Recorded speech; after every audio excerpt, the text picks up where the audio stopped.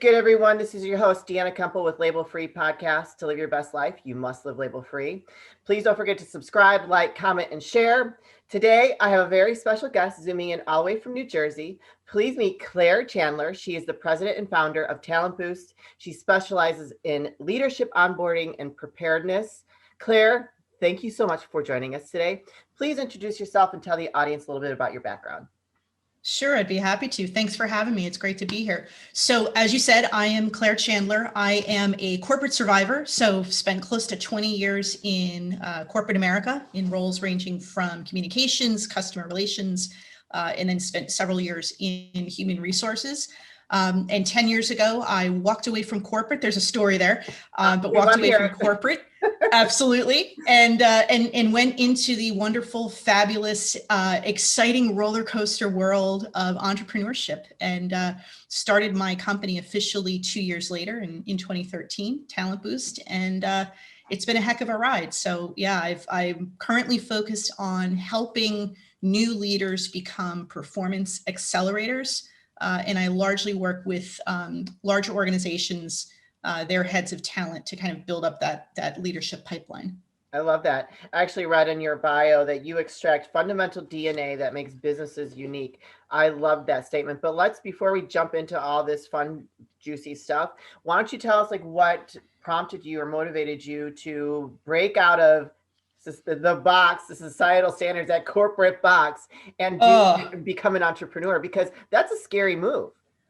You know what? It is scary. I had a lot of people questioning my sanity, wondering what the heck I was thinking, right? So this was 10 years ago. This was 2011. I, at that point, was in a VP of human resources role. And I was being groomed to take over for the head of human resources for the company that I was working for. It's a pretty large company. Wow. And so, I was moved into more of a line leadership role in HR. And what I mean by that is because I didn't grow up in human resources, I had more of a broad-based business experience, but not a very deep HR experience. So if I was truly going to take over, to run HR someday, I needed more of that soup to nuts, full cycle, sure. From hiring to firing, life cycle of an employee. So I spent about a year in that role, and along the way, I was traveling like crazy. Back when you could travel unlimited, yeah. Right? Yeah. What a time! But literally, I was on the road all the time because we were an international company. I had a team that was located all across the U.S. I also had a teammate in Canada, so I was on the road constantly. And in the early spring of that year, I was on the road, and all of a sudden I felt a little bit off. And the old Claire would have ignored that. And I think a lot of us women, just sort of ignore those warning signs and say, we don't have time to pay attention to those alarm bells. And something told me not to ignore it. And long story short, I went to a doctor who sent me to a specialist who sent me for tests, and I was diagnosed with cancer. And so I literally went from traveling all the time, going 150 miles an hour, to pump the brakes, take a month off, have surgery, have treatment, recover. And it was in that silence post-surgery. I mean, I literally worked up until the day before, 2 days before my surgery. One, because the job required it. There was a lot to do, and I had a fabulous team, so I delegated everything while I was gone. But there's a lot of balls in the air, right? Sure. Yeah. But two, it was because I wanted to avoid sitting at home in the silence and grappling with, oh my gosh, I have cancer. I have to go through major surgery. I have to do recovery. So it kept my mind occupied. Well, so now I'm off for a month. I had the surgery. I was recovering. I literally did not look at email or anything work related for the first 3 weeks that I was off, which was very unusual for me. Sure. And so sitting in that silence where literally all I was doing every day was resting, recuperating, reflecting. I was doing a lot of reading. I was doing some journaling. That voice in my head that I had been successfully outrunning for a year finally crept up and asked me that question: are you doing what you're passionate about? And I couldn't outrun that voice anymore. And the answer was no. And it's not because I didn't love the company, which I did. And it's not because I didn't think that I could make a difference in HR, which I knew that I could. It's that I was not truly passionate about that full cycle, all of the things about HR. Oh, but I was passionate about. Big dog, it sounds like. What? Sorry, he loves to make an appearance almost every time. Teddy, stop it.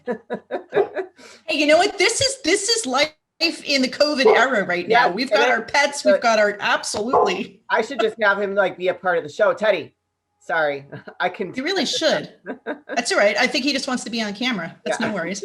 And so, I kind of spent the rest of that recovery time saying, okay, well, if that's the answer, that I'm not really passionate doing what I'm doing and being on this executive track, what would make me happy, right? Yeah. Because the thing with a cancer diagnosis is, and long story short, I'm cancer free now. I'm fully, that's fully behind me. But honestly, and people look at me sideways when I say this, it was like the best experience of my life because it woke me up to the life I was missing, right? We fool ourselves into thinking that where we are is all it's going to be. Yeah. Right. There's that movie, it's, as good as it gets, right? We kind of get into this rut where we say this, let's just make the most of this. Maybe I don't deserve to have a fuller life. Right. Maybe I don't deserve to truly be happy, because how many people do we know so really, work and are truly happy? So really quick, but that's the whole reason around my label-free concept, is that people get caught up in that societal expectation of, okay, this is just where I'm supposed to be. I'm not supposed to break out. I'm just going to have to just deal with it and just accept that this mundane or this life that really doesn't excite me. Absolutely. And if we are not defined by our job titles and our roles at home, whether it's wife or mother or this or that, then, oh my gosh, what are we? That great unknown is very scary, right? If I was not going to be a vice president of human resources, what was I going to be? What were people going to call me? And I think we get so put into those boxes, right? That they have to have very firm, defined sides and that lid that, kind of keeps us suppressed.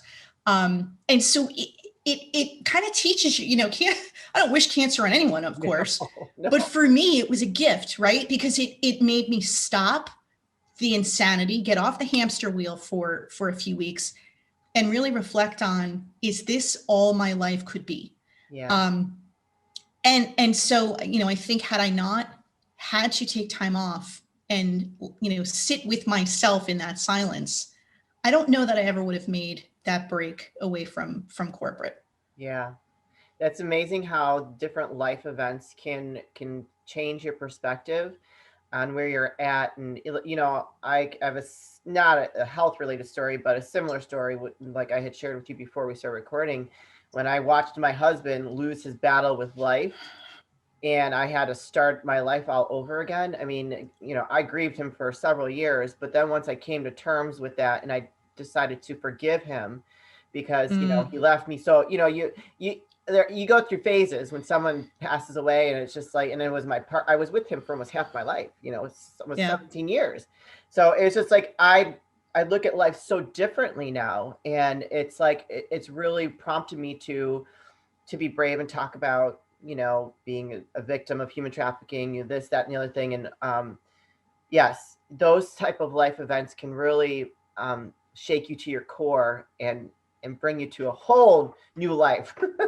Yeah, they can, and when you spend that much time with a significant other, and it's the reason they call it a significant other, right? Yeah. When that relationship changes, and I'm not going to say it ended for you, he did pass away, but there's no way you don't still talk to him sometimes, right? Or think about him. I mean, that, right? So that connection is still there. It has just fundamentally changed. It's not a physical connection anymore. Yeah. But when you're with somebody else for that long, the definitions, the labels you put on yourself, always take that other person into consideration. Yeah. And there's nothing wrong with that, as long as you maintain some self-awareness and some semblance of your personal identity and live authentically to that. That was that was probably the most profound thing I've ever heard since I've had my podcast. I never thought about that. The labels that I put on myself because of him, that just like, I had a light bulb just go off. Wow. That was And huge. there's nothing wrong with that. There's nothing wrong with No. calling yourself his wife, right? Right. His life partner, his caretaker Yeah. toward the end. Oh, God. And the, one of the scariest things, and of course you go through that cycle, right? And it's like, and there is that anger portion of that. How dare you leave me? And what you're really saying is you left me alone to navigate life by myself. And now I've got to figure out things rather than have you to lean on. And it's not because we are so dependent on the other person, but we do take them into consideration. And the decisions that we make are not just going to impact us, right? Like, don't you drive differently when it's just yourself versus when you have somebody else in the car? For sure. Yeah. Right. Yeah. It's the same. Like, even if it's just my husband, I always think about that. I'm like, I drive differently. I'm a little bit more cautious. I'm a little bit, the radio, I don't have turned up as much. I certainly don't sing and car dance if there's somebody else in the car, unless it's somebody else who does that too, right? Well, it kind of depends. But like, if it's just yourself, right? You drive authentically to you. And I think the way a person drives their car is very indicative of their personality, right? Are they super cautious? Right? I mean, are they like all about the road rage? Do things trigger them? So I have got a very heavy foot, and I'm like, I gotta get there as quickly as possible. Even at this point in my life, I'm still like, am I ever gonna calm down? No way. No, it's part of you. Absolutely. Yeah. So you said something about living your authentic life. And before we started recording, we talked about how you go into large. So talk about the people that you go into large corporations, you help them with their executives. Let's talk about that a little bit. Because you did say that you help them become their most authentic self to become a better leader. Yeah. And that's absolutely the key, right? So there have been a bunch of studies, years and years, started years and years ago, and they do them every so often, that found that when you look at the greatest performing leaders, like genius level performing leaders in any industry, in any society, there were two traits that they have in common. Only two: self-awareness and authenticity. They are deeply self-aware of what they are strong in and what their blind spots are, right? So that's step one. Yeah. And authenticity, they embrace that, and they purposely and intentionally live their lives and live their roles in a way that plays to those strengths and minimizes their blind spots. And when you do those two things, you can achieve genius levels of performance. And one of the big blind spots that I have found with leaders is this notion that, to come back to this concept of labels and these boxes that we put ourselves in, because spoiler alert, those boxes that we put around ourselves are self-imposed, right? The obstacles between where we are and where we want to get to, whether we're in a corporate environment or not, are mostly put there by ourselves. And they start with mindset, right? They're not physical barriers, they're mental ones. And so there's so many leaders that I know that go through this, well, I could never be a charismatic leader. That's just not me. I'm very introverted, or I'm not really good with communication, or I don't like conflict. And they say, so I can't be that. Yeah. No, maybe you can't be that, but what you can be is fully you. Right. And that's what your people want to see. They don't want to see somebody who's a snake oil salesman. Right. They want to see somebody who truly understands what they are and what they're not. Right. And living their authentic life and expecting that of the people that they're leading. Yeah. It's really that simple. I totally agree with you. There you go. Label free. Right? I know that we are, when you're in a corporate environment, and you're a corporate survivor as well, so you totally get this, we are defined by whatever our job title is. But the thing with being a leader is, it's not a role that you play, it's an obligation that you own, right?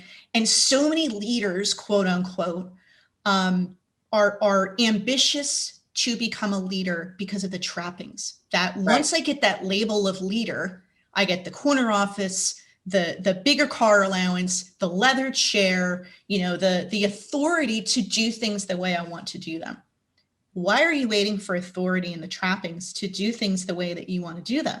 Right? If living authentically and working authentically and playing your genius zone is not tolerated where you are, then change where you are. Right. Yeah. I love that. Wow, that was very powerful. Very powerful. So when a company contacts you to come in and help with their leadership, what does that look like when you go in, and do you do a consult first? So can you tell us a little bit about that process? Sure. Typically, unfortunately, organizations will reach out to me after they have lost a few leaders, right? After they've lost a lot of money because the leaders that they put into key roles either were the wrong leader, the wrong role, the wrong time, right? And so anyone who's hearing this, who is contemplating bringing in somebody to give them an outside perspective, the first bit of guidance I would give you is, whether you're calling me or somebody else, make the call sooner than you think you need someone. Sure. Because you're bleeding money if you are identifying people the wrong way, if you're putting the wrong people in the wrong roles. And the biggest mistake that organizations make is they might have the right person. They might have put them into the right role at the right time, but they sort of have this, it used to be called the plug and play method of hiring, where it's, I'm just going to hire the best person I can, put them in the role and leave them to figure it out because they all want autonomy. That's an excuse. Plug and play actually translates into plug and pray, because what they're doing is, right, they're kind of, as a head of talent I was speaking to last week said to me, he said, we tend to just sort of throw them in with the lions and just hope they figure it out. And that's not a good strategy, right? If you really want this leader to succeed, and it's not just about do they personally succeed, if they're really going to accelerate the performance of their teams, motivate them to contribute to the mission, and not only make money for your company, but help you build and grow and outpace your competitors and all those things, you can't just put them in, throw them in the deep end and hope they figure it out. You should be doing everything you can to make sure you've identified the right person, to put them into a role that best plays to their strengths so they can lead authentically, and then give them the support that they need.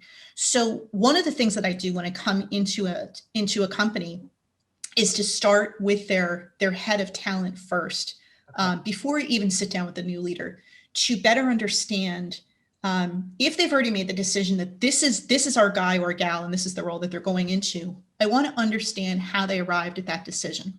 Sure. More forward-thinking organizations bring me in a little bit earlier than that, and they say, we've got this leadership vacancy or an anticipated opening, and we've got a general sense of who we want to put in there, but we have to validate that. Sure. So ideally, the first stage that I come in is that validation stage, where we say, let's take a look at the role itself. Let's take a look at the team that it's going to be in charge of, the personalities at play, that the person or people that leader will be accountable to, right? Because managing up is sort of a key piece of this. For sure. And what's at stake, right? So in terms of what's the client relationship like? What's the revenue target? How much money and impact to the business is a success or failure of this leadership worth, right? And so talking about that and then saying, okay, if we know that, what are some of the key success factors for that particular leader in that role? If they're really going to be successful, what are some of the things, from a personality gelling between the team below and the managers above, with the client relationship, right? What are some of those genius zones that the right leader should have? Right. If we know that going in, it makes it a lot easier to then validate the right choice, right? So ideally, I come in earlier than they have selected that actual leader. But now let's fast forward, because a lot of companies sort of wait and they say, okay, we've got the leader, we're going to put him in. Can you help him get started? Because we typically throw him in the deep end and hope they figure it out. And by the way, that holds true for whether you hire somebody from the outside or you promote from within. And I've talked to a lot of new leaders, and without exception, they have said to me, we got little to no handover or guidance from HR when we were put into this leadership position. And when I ask them why they think that is, they say to me, I guess they figured because we've already been here a while and we're good performers, that we've already got the culture nailed, we've got the internal networks in place, and we're just going to kind of know who to call and what to do. Yeah. And that's a huge mistake, right? There's a big missed opportunity there. Why would you just assume that, especially if you're going to promote from within, right, based on their past track record? Why would you set them up for potential failure? Because more than half of new leaders fail within 18 months. More than half, whether you promote from within or you hire from the outside. That's a huge, I mean, that's huge. It's a huge number. It's really huge. And it's, there's so many costs associated with that, right? It's not just the cost to replace them. It's the impact on the team who go, here we go again, another revolving door. Now we've got a new leader. We've got to figure out and kind of train, right? Because that team is trying to train you as much as you're trying to train them, right? And if there's revenue at stake, every time you lose a leader, you're clawing back money and you're bleeding money. You're bleeding revenue. You're bleeding, market share. You're bleeding a competitive edge. There are so many reasons why you've got to get this right and focus the time and the energy and the resources to doing that. Wow. You just dropped a whole lot on us. I mean, it's overwhelming, right? But it's very true. So like I had told you I was a vice president of key accounts and business operations, and I too was being groomed to become president. And we went through, we could have totally used you. We went through a lot of different leaders, and we definitely threw a lot of people to like, here, we threw them to the wolves, figure it out. And when they didn't succeed, we're like, scratching our heads like, oh, why aren't you succeeding? And maybe we hired the wrong people. We did the best that we could, or, maybe it was just a dysfunctional environment where we weren't able to give them the support that they needed. So like this would have been very valuable. And you're right. It does impact you across the board when you bring someone in and you've invested all the time and energy, and then they're gone 6 to a year to 18 months later. It's not good. It's not a good reflection on the company either, right? Because you're not keeping someone in that position. It's not stability. Your customers are talking to this person, and then all of a sudden they're gone. And it's and this is a leadership role. So it's like, that's not good. Not a good reflection on any business. So, and it's so easy to blame the person, sure. Right? It's so easy to say when that leader fails and leaves the company, whether they were an external hire or an internal promotion, and to say, well, that leader just failed. And in some cases that's true, right? In some cases you can do everything right, and that leader still doesn't take the keys that you hand them and drive the car the right way, right? But way more often than not, it's not the person, it's the process. It's what you did to validate, was that the right person for that right role, right? And not all roles are the same. So you could have a total rock star for your company, but you put them in the wrong role. Of course they're going to fail, or of course they're going to, at the very least, underperform, right? So it's more often than not, it's the process by which we are validating what are the key success attributes of that particular role. Does the leader we have in mind, or at least the short list of candidates, do they possess some or all of those attributes? And now, we can make a more educated choice. But don't stop there, because some companies have that part nailed down, right? They use assessments, which I highly recommend. I mean, assessments are really, really valuable, but you can't just use those at the front end and plug them in and then still resort to plug and pray, right? You've got to put them in, but you've got to support them. Even if this is not their first leadership role ever. I've seen, leaders that have had several leadership roles. At some point, you're going to put them into a position based on their past track record that's a little bit out of their depth. It's either, a bigger client, a more complex operation, a more complex team. Maybe there's a unionized workforce that they've never been exposed to before, whatever it is. At some point, if you're doing it right and you're growing people from within, you're going to put them in a position that stretches them. That's the whole point. Sure, of course. But if you do that and tell yourself, well, they're a superstar, they're going to figure it out. They're so smart. They've got the internal networks. They know who to call. They know how to ask questions. And then they still fail. And then we go, well, obviously they've peaked, they're past their prime, and they burnt out. No, they don't. People don't burn out on their own. They burn out because they're put into a system that is set up to, throw up obstacles unnecessarily. Wow, that's huge. Holy crap. So mind blown. No, you are a wealth of knowledge. And I'm just like, You could have been so valuable to me back when I was in that leadership role. I mean, that would have been so helpful, and we probably would have had more success with some of the people that we brought, or bringing in the right people, because I think maybe we made the wrong decisions bringing in, certain candidates. But wow. Sure. And it happens. Yeah. Yeah, for sure. So if someone's interested, any of our audience out there that is looking for someone like you, where can they find you to connect with you? Two best ways to reach out to me are my website, which is clairechandler.net, or you can find me on LinkedIn and send me a message, say hello, and I'd be happy to talk with you and see how I can help. Awesome. With that being said, I'm going to start wrapping things up here, Claire. I'm going to put all your links in the description of the episode. And, I would love to have you back. We'll find out where things are after COVID passes and how maybe that's changed the dynamics of your business. And if you start traveling again and all that good stuff. But thanks again for joining me. You guys, this is your host, Deanna Kuempel with Label Free Podcast. To live your best life, you must live label free. Don't forget to subscribe, like, comment, and share. And I'll be back very soon with more dynamic guests.